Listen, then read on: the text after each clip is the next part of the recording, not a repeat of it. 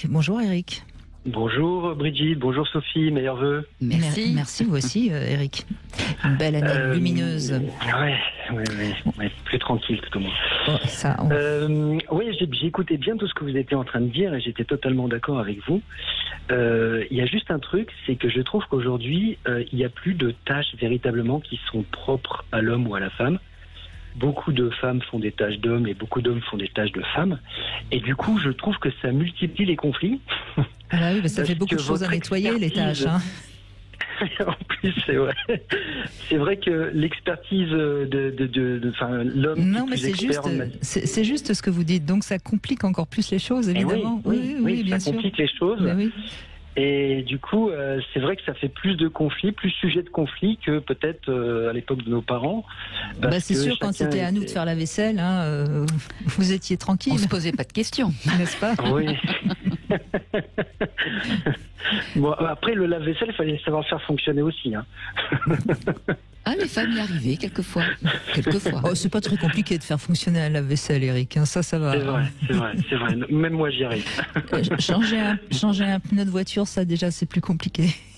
Non, mais c'est vrai que je trouve qu'aujourd'hui, les femmes sont beaucoup plus indépendantes, elles arrivent à vivre toutes seules, donc elles sont forcément obligées de faire des tâches qui étaient avant occupées par des hommes, changer des ampoules, bricoler, faire des trous. Moi, je connais beaucoup de couples où c'est la femme qui bricole parce que le mari, ça convient jamais, quand il pose un clou, c'est jamais au bon endroit, donc il a lâché l'affaire et que du coup, madame se débrouille toute seule très bien. Mais ça, c'est marrant ce que vous dites, parce que j'ai remarqué, et beaucoup d'hommes me l'ont dit, on a, nous, tendance, en tant que femmes, à de toute façon, quand on sait faire quelque chose, si c'est vous qui le faites, à penser qu'on le ferait de toute façon mieux que vous. Oui, c'est tout à fait vrai. Oui, non, mais il faut Oh, il y a beaucoup d'hommes comme ça aussi. C'est vrai aussi. Mais je crois que mais on fait moins de tâches que vous faisiez avant, quand même.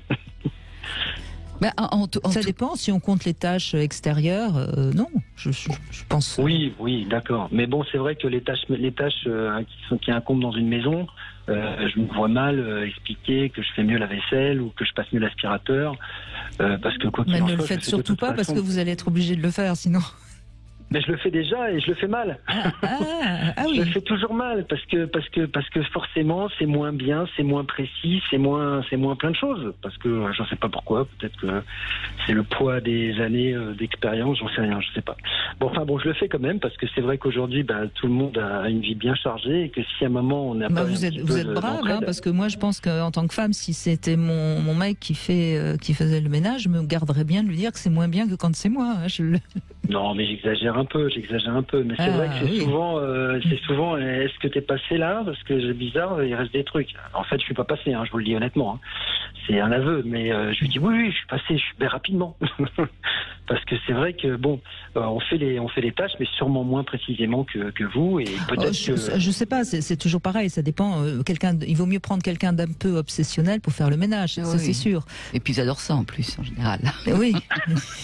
mais en tout cas, Eric, quand vous dites c'est plus compliqué, ça nous demande de nous responsabiliser davantage, effectivement, dans le sens où avant, quand il y avait un supposé partage des tâches, monsieur s'occupait de la mécanique et madame de l'intérieur, oui, ça paraissait simple. C'était pas forcément plus heureux à vivre, mais ça paraissait plus simple. Maintenant, ça nous demande effectivement de nos responsabilités, dans le sens, qu'est-ce que moi je préfère faire? Qu'est-ce que je fais mieux? Et il y a des hommes qui adorent passer l'aspirateur, il y a des hommes qui adorent faire la vaisselle, et des femmes qui enfin disent « Ah mais je déteste ça, le ménage je m'en fous ». Je pense que Brigitte fait un peu partie de ces femmes-là, qui n'affectionnent pas spécilement faire le ménage. Non, s'il faut le faire, je le fais. Voilà. Mais vous trouvez qu'il y a des choses plus intéressantes à faire dans la vie, voilà, comme beaucoup de femmes. Mais évidemment, mais je crois que tout le monde trouve qu'il y a des choses plus intéressantes. Ah non, il y en a qui adorent. Je vous assure, il y en a qui adorent. Ah oui, il y en a qui adorent. Mais en tout cas, Eric, effectivement... Si vous connaissez un homme qui adore faire le ménage, présentez-le-moi, Sophie. Je m'y applique. N'est-ce pas? Mais en tout cas, effectivement... Mais qu'il fasse bien, pas comme vous, Eric. Ça réclame... Oui. Mais déjà le faire, c'est pas mal. Moi, avec mes enfants, moi, je leur dis déjà prendre l'initiative de le faire, c'est bien. c'est déjà pas mal. Mais vous voyez, ce qui est intéressant, vous parlez de vos enfants, ce qui est intéressant, c'est que là, vous avez des enfants, garçons et filles, j'imagine, qui vous voient faire le ménage. Et bien déjà, les garçons, quand ils seront plus grands, ça sera pas compliqué pour eux non plus de faire le ménage. Donc c'est aussi toute une culture qui est en train de s'installer.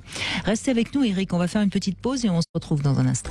En compagnie de Sophie Cadalen, on se pose la question de qui domine dans le couple. On parle des luttes de pouvoir. Si c'est un peu votre cas, eh bien n'hésitez pas à réagir sur Sud Radio 0826 300 300. Pour l'instant, c'est Eric qui est avec nous. Eric, donc on imagine que vous avez entre 30 et 40 ans à peu près. Ah, un peu plus. Un peu plus, d'accord. Oui, un peu plus. Mais donc enfin vous faites partie de la première génération qui a commencé à considérer. Mon père déjà était très entreprenant dans la maison et du coup, moi c'était naturel de prendre l'aspirateur, de faire la vaisselle. Et puis après à l'armée, j'ai appris aussi d'autres choses. J'ai appris à faire du repassage. Voilà, donc du coup, moi c'est pas des tâches qui sont propres. On apprend à faire du repassage à l'armée. Ah dis donc. Et ouais, vous êtes obligé quand vous êtes sur un bateau et que vous avez l'inspection, il n'y a pas de femme pour venir faire le repassage, il faut savoir le faire. Et d'ailleurs on gagne un peu de sous d'ailleurs, parce que quand on est bon, on fait celui des autres et puis on récupère un peu d'argent par-ci par-là, c'est pas mal. Non mais c'est vrai que du coup en fait c'est pas des tâches que moi je sais qu'autour de moi les gens ils me regardent un peu comme un ovni des fois, mais bon moi je trouve ça naturel quand je le fais moi aussi je salue le linge, moi aussi je mets des chemises, je trouve ça normal de devoir les repasser aussi, donc et mes enfants le voient le faire et même mon fils, je l'ai déjà vu se repasser un vêtement, c'est pas pour lui, c'est pas surhumain quoi, il sait le faire, il sait appuyer, il sait le faire et voilà. Donc du coup si un jour il est tout seul, il saura faire. Oui, mais d'ailleurs on voit bien que quelque part, par exemple le repassage, ça n'a rien d'humiliant, ça n'a rien. C'est juste une question de culture au fond. Mais rien, il n'y a rien d'humiliant, même faire du ménage, c'est pas humiliant. Si on aime bien vivre dans la propreté et que la personne avec qui vous vivez aime pas trop, est pas trop là-dessus, à un moment on le fait, quoi. C'est tout. Je dis pas que ma femme n'aime pas vivre dans la propreté, c'est même l'extrémité inverse.